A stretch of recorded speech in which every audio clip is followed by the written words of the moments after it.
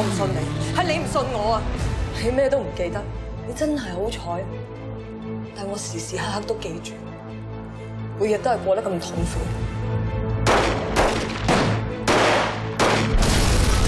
話俾我聽，邊個想對冧我？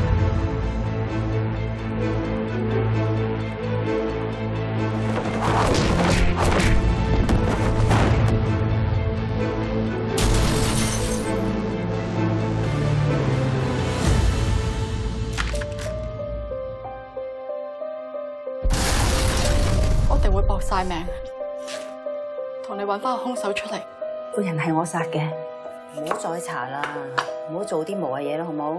如果呃一個人可以呃世嘅話，咁就唔叫呃，因為嗰個人永遠唔會知道事實嘅真相。我決定，以後有人對我唔住，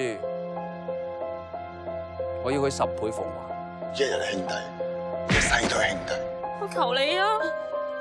我求你幫我救溫哥啊！以後你要我做咩都得噶。哎呀！外公雙手！你係邊個？雖然我咩都唔記得，但係我覺得係我做㗎。咁樣算唔算係人格分裂？佢會喺最極端、最惡劣嘅情況之下變成魔鬼。Lucky， 開槍啦 ，Lucky！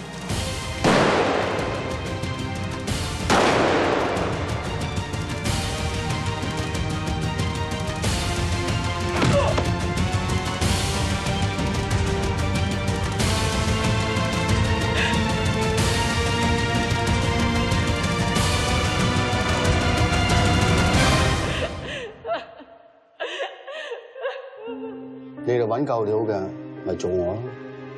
呢一刻我係唔夠料做，不過你唔好咁得戚住，我遲早揾夠料。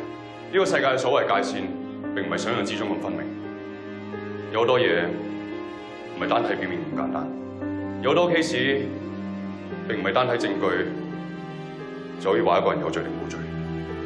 你哋可能覺得我係一個好失敗嘅警察，我哋嘅做法你哋未必認同，不過我做咗，我覺得對得住自己良心，我問心無愧。我淨係知我哋係警察，警察就有警察嘅責任同埋界線。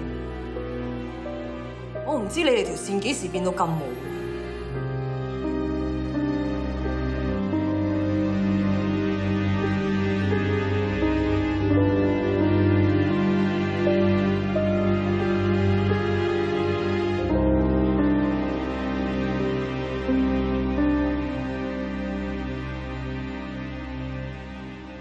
你放心，24年前我保得住你，